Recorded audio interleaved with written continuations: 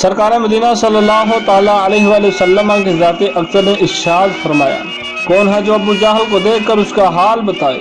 تو حضرت سیدنا عبداللہ بن مسعود رضی اللہ تعالیٰ عنہ نے جا کر لاشوں کے ڈھیر میں دیکھا تو ابو جہل زخمی پڑا ہوا دم توڑ رہا تھا۔ اس کا سارا بدن فواد میں چھپا ہوا تھا۔ اس کے ہاتھ میں تلوار تھی جو دانوں پر پڑی ہوئی تھی۔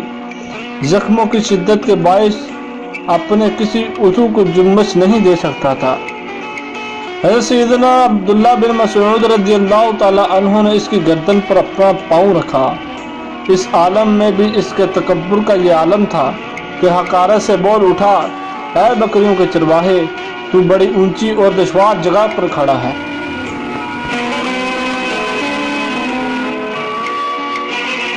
اور اس کے بعد حضرت سیدنا عبداللہ بن مسعود رضی اللہ تعالیٰ عنہ فرماتے ہیں کہ میں نے اپنی تلوار سے ابو جہل کے سر پر زوردار ضربے لگانے لگا، جس سے تلوار پر اس کے ہاتھ کی گرفت ڈھیلی پڑ گئی۔ میں نے اس کی تلوار کھینچ لی، جانکی کے عالم میں اس نے اپنا سر اٹھایا اور پوچھنے لگا کہ فتح کس کی ہوئی؟ میں نے کہا للہ و رسول اللہ، یعنی اللہ عز و جل اور اس کے رسول صلی اللہ تعالیٰ علیہ وآلہ وسلم کے لیے ہی فتح ہے۔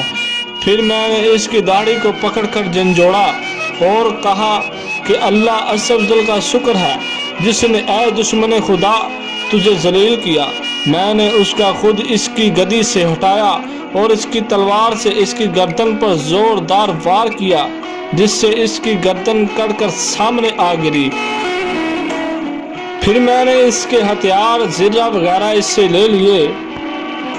اور اس کے بعد حضرت سیدنا عبداللہ بن مسعود رضی اللہ تعالیٰ عنہ نے اس کا سر اٹھایا اور بارگاہ رسالت صلی اللہ تعالیٰ علیہ وآلہ وسلم میں حاضر ہو گئے اور عرض کی، یا رسول اللہ صلی اللہ تعالیٰ علیہ وآلہ وسلم، یہ دشمن خدا ابو جہل کا سر ہے۔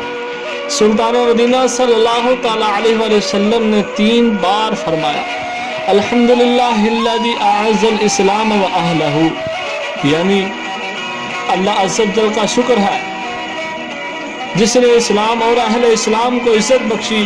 پھر سرکار عالم صلی اللہ تعالیٰ علیہ وآلہ وسلم نے سجدہ شکر ادا کیا۔ پھر فرمایا، ہر امت میں ایک فرعون ہوتا ہے، اس امت کا فرعون ابو جہل تھا۔